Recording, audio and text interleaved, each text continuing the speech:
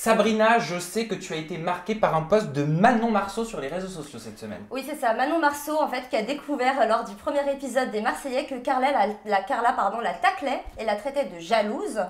Donc, elle s'est empressée de répondre sur ses réseaux. Manon, elle a l'habitude de prendre son snap quand ça va pas. Et elle dit justement, elle accuse Carla d'avoir créé des faux comptes, d'être une fille vicieuse qui se fait passer pour une victime. Mais quel intérêt de créer des faux comptes? C'est ça, j'ai pas compris. Ce serait quoi l'intérêt? Ce serait pour lui nuire, en fait, si tu veux. Mais si Carla. Elle fait quoi au travers de ces faux comptes? Comme un haters, en fait. Oui, c'est ça. Comme un troll, c'est-à-dire qu'elle insulte, tout ça. Voilà. Et elle lance des trucs assez personnels sur la vie de Manon, qui ne sont pas censés pour dévoiler des rumeurs, c'est ça, pour propager des rumeurs. Et Manon, justement, l'accuse d'être en lien avec certains blogueurs pour la nuire. Donc, Carla a réfuté et a dit que non, justement, elle n'était pas du genre à se mettre en maillot de bain dans une baignoire et de cracher les uns sur les autres. Elle l'a taclé total. Elle a taclé. Mais après, bon, si c'est le cas, d'abord, c'est pas factuel, on n'a pas de preuves, mais si c'est le cas, ce serait pas la seule à être en bis-bis avec des personnes dans le métier. C'est sûr. Et justement, Aquabeb a réagi là-dessus et a dit qu'il avait reçu une note vocale de Carla qui se plaignait que son copain Kevin passait son temps sur le Vieux-Port à chercher de la cocaïne. Donc apparemment, quand il va récupérer son téléphone, il va nous prouver par audio que Carla était bien en lien avec Aquabeb. Donc ce qui voudrait dire qu'elle aurait justement, elle serait en lien avec des blogueurs, donc Manon n'aurait pas faux. Alors, parce qu'il a passé un coup de gueule, je crois, il en a marre qu'on pense qu'il mente. Voilà, c'est ça, absolument.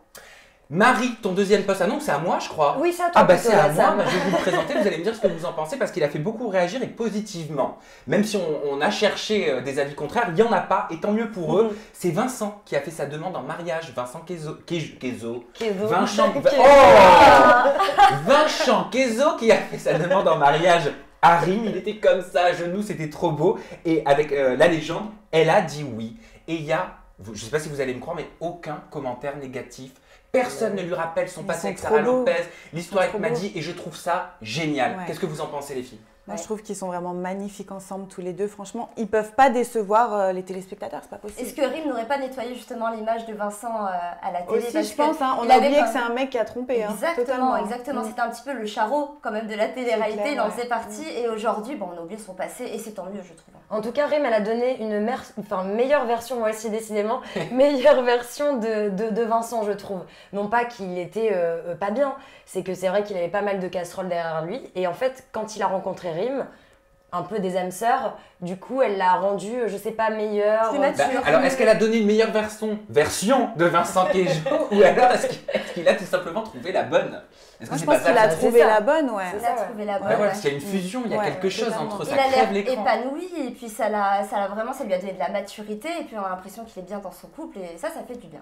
Marie, tu vas nous parler de Sarah Frézou. Exactement, Sarah Frézou, deuxième sélection pour moi, du coup parce que donc elle a perdu 32 kilos, bravo à elle, bon bien qu'elle était très bien avant.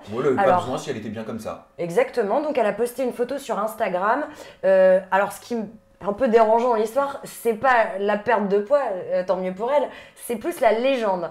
Donc la légende, je vais vous la citer. L'écriture, donc ça veut dire. L'écriture et les fautes d'orthographe.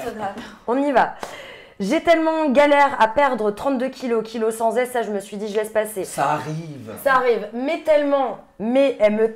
Ah, du verbe mettre. Bah oui. Bon. C'est chaud.